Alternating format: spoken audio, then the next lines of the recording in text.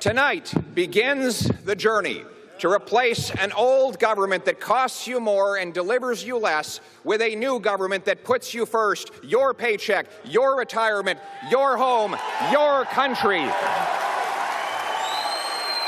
By tackling liberal inflation, we'll put you back in control of your life and your money.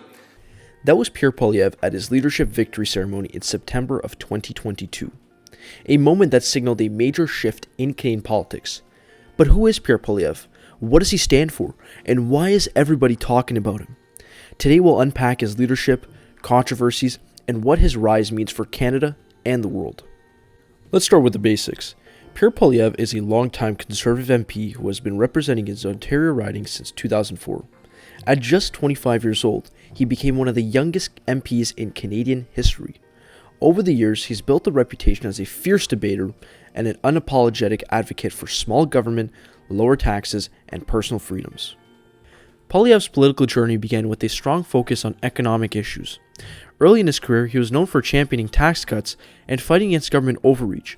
His rise through the Conservative ranks wasn't without challenges, but his sharp debating skills and relentless focus on affordability made him a key figure in the party. His leadership campaign in 2022 capitalized on these strengths, energizing the Conservative base and helping him win with a very commanding majority. I condemned this organization, and I corrected the problem as soon as it became known to me, Mr. Speaker. But I condemn all forms of misogyny, including when the Prime Minister fired the very first female Indigenous Attorney General.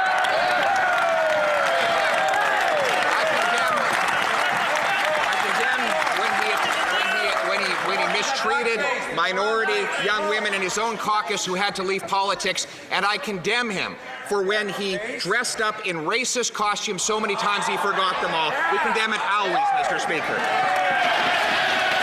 Poilievre's leadership style is all about connecting with everyday Canadians. He calls himself a champion of the common people, someone who fights against what he sees as government overreach and elitism. His speeches focus on issues like affordability, the rising cost of living, and what he calls the gatekeepers, bureaucracies and regulations he blames for stifling progress. Then there's this viral moment, a masterclass in staying calm under pressure. In this now famous clip, Poilievre answers a journalist's tough questions while casually eating an apple. It became a social media sensation, with supporters praising his poise, and critics calling it smug. Love it or hate it, it worked. It got people talking. The populist pathway. What does that mean? Well, appealing to people's more emotional levels, I would guess. I mean, certainly you tap very strong ideological language quite frequently. Like what? Left wing, this and that, right wing. I mean, it's that type of ideological spectrum. I never really talk about left or right. Anyways, I don't really believe in that. Okay, a lot of people would say that you're simply taking a page out of the Donald Trump book. Like which people would say that?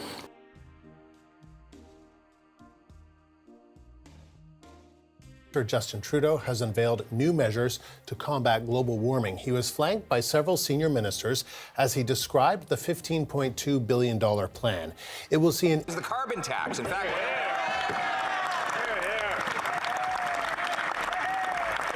now speaking of that tax, we know that the Prime Minister plans to raise it up to 41 cents a litre, or $1,500 net after rebates per family.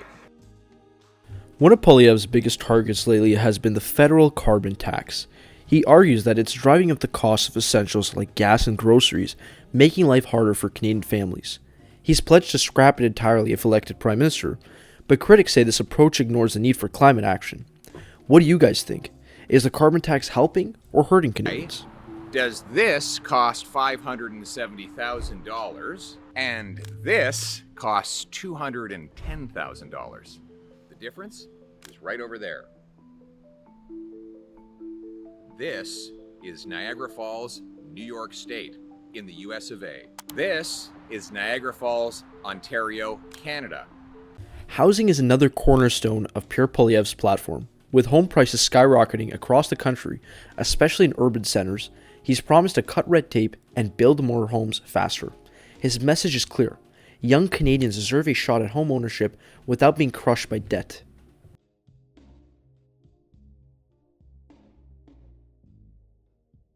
Mr. Speaker, I rise today to offer a full apology. Yesterday, on a day when the House and all Canadians were celebrating a new beginning, I made remarks that were hurtful and wrong. When will we put an end to this wacko policy by this wacko Prime Minister?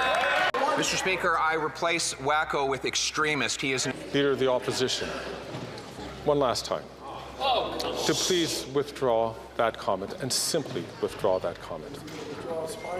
I simply withdraw and replace with the aforementioned adjective. I have to name you for disregarding the authority of the chair.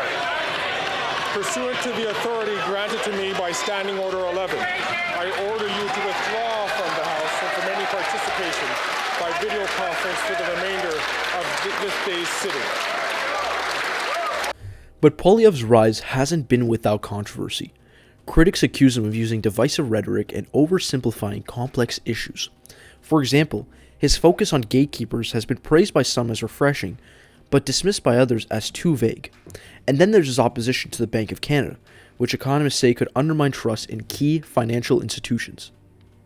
And let's not forget his unconventional economic ideas, like promoting Bitcoin as a way to counter inflation and decentralize wealth. Poilievre argues that digital currencies empower individuals, but skeptics worry about the risks and volatility of crypto markets. It's a bold stance, and one that sets him apart from the other Canadian politicians. It's just false. One, Bitcoin is not a central bank digital currency. It is obviously not. It's not controlled by any central bank anywhere in the world. Two, people can make their own investment decisions. I've simply said they should be free to decide whether or not they want to use Bitcoin. I don't want to be like communist China and ban Bitcoin or other technologies, because in a free market, people should have the opportunity to make those decisions for themselves. Poilievre has also spoken on reforming Canada's healthcare system. He argues that wait times are too long and that Canadians deserve faster, more efficient healthcare. While he's yet to release a detailed plan, his focus on affordability and decentralization suggests he'd push for innovative solutions to fix a struggling and slow system.